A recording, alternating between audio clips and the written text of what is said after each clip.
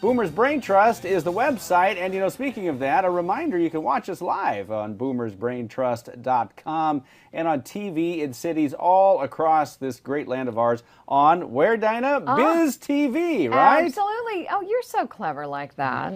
Aren't I, though? Biz TV is the home for your business, and that's whether you're an entrepreneur, small business owner, maybe you're just managing your family's assets, Biz TV can help.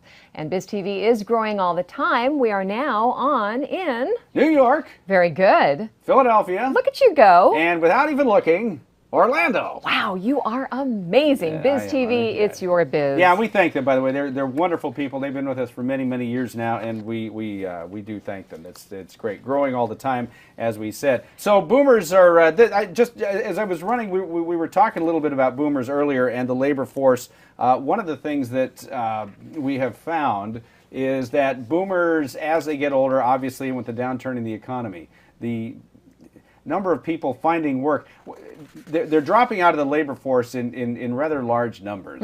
That's what they were saying. That this actually came from, I think, the government. The share of Americans in the labor force, that's known as the participation rate. It's at a 4-decade low. Discouraged job seekers are giving up looking for work. Apparently, if you're over 55, and this is true, we could see this, even people who are hiring, they're just kind of saying thanks but no thanks. And, interesting. Yeah, this is, and we have seen this. We know this as a stat. The workers 55 and older are projected to make up 25% of the labor force in 2022 versus 20.9% last year in 2013. Now, some 44% of older Americans stop looking for work a year into their job hunt. 1 year. And I think we're talking more about age 60. People who are, I guess, let go, downsized, or whatever, age 60. And it's interesting how this is happening.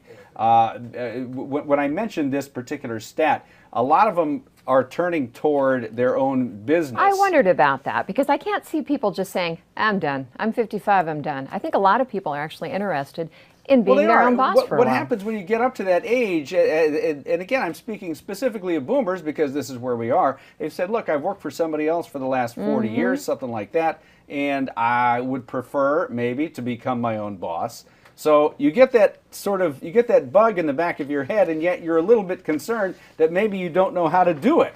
Because it's frightening. Yeah. It actually is frightening. And really, no matter how old you are, no matter what generation you belong to, we know that changing careers or going at it alone is, it can be rewarding, but it's also scary. Now, maybe you do have the dream to become your own boss, but you're not sure about it because you're afraid that you're not going to succeed. Now, you can actually succeed. There are ways to do it. Michelle Seiler Tucker is the founding partner of Capital Business Consultants franchise, and she's got some good advice for people who want to become a business owner. Hey, Michelle, welcome to the program. Thanks for being with us.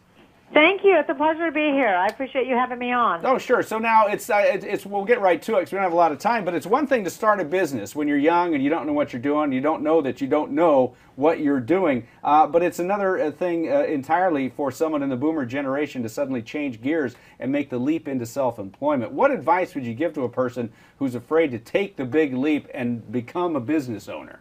Well, I think first and foremost, you have to identify your why. Why do you want to be a business owner in the first place?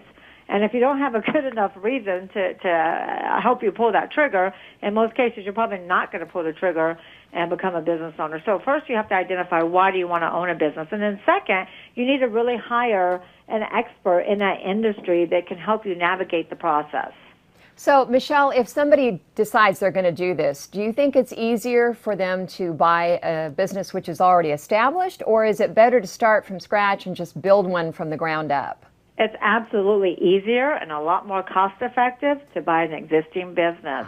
85 to 95% of all new businesses will fail in the first couple of years, and most of them operate in the red in the first 5 years. When you buy an existing business, you're buying history, you're buying a track record, you're buying client base, employees in place, and you're buying cash flow.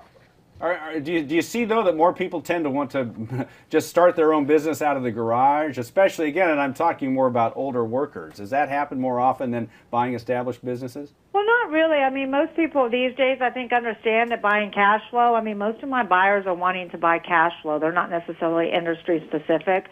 they're cash flow specific. So most people these days are buying businesses. Some are starting businesses. You know, if you're going to start a business in your garage, that's much better than going out and getting a brick and mortar location, because so many people are going out of business, not because they have a bad business plan or they don't have a good marketing plan, but they simply run out of money. So if somebody decides they do want to become their own boss, but they have no idea what business to go into, do they want to own something, they want to let others run it? How does a person choose what kind of business they're going to buy? Like I said, the best thing to do is hire an expert that sells businesses, that they can help you navigate throughout the process and get to know you on an individual basis, to know what your strengths are. I mean, I really sit down with my buyers to identify their strengths, their weaknesses, their passions, their skill sets. You know, who else will be involved in a business with them, to determine what's the best business with them. I just helped a 60-year-old lady leave her 30-year-old position, and she bought a flooring company. She never thought in a million years she would own a flooring company. Wow. But she's in love with it now. And she's making more money. I help her invest. She was making $100,000 a year, being her job for 30 years. Now, $100,000 a year is a lot of money, but not after 30 years of commitment. She invested $300,000 in $1 million business, and now she's making over $295,000 a year. So obviously there's some intangible factors that play a role in success or failure, not necessarily having to know how to do it, right? Correct. I mean, the great thing about business ownership is you're already buying the systems. You're already buying the foundation. You have employees in place. You have a management team. You already have, everything is operational. So if you try to start from scratch, it's much more risky to start from scratch than buying an existing business. I got just a minute left. You got a book or two with some advice on this subject. Just give us the gist of those. Well, I have a book called Sell Your Business for More Than It's Worth on the sell side for my business owners that I help. I am working on my next book called Quit Your Job, Buy a Business. But everybody can go visit me at betterbusinessbrokers.com. That's betterbusinessbrokers.com. And we are working on a new website for buyers as well. All right. It's called Buy a Business USA. Buy a Business. I've always been interested in this kind of a thing. Michelle Seiler Tucker, hey, thanks very much for being with us for a few minutes. I appreciate it quite a bit. Yeah, boomers, and I've thought about this too. I haven't done it, but, we're working for the man for 30, 40 years, and all of a sudden you say, I've had this passion for a long time.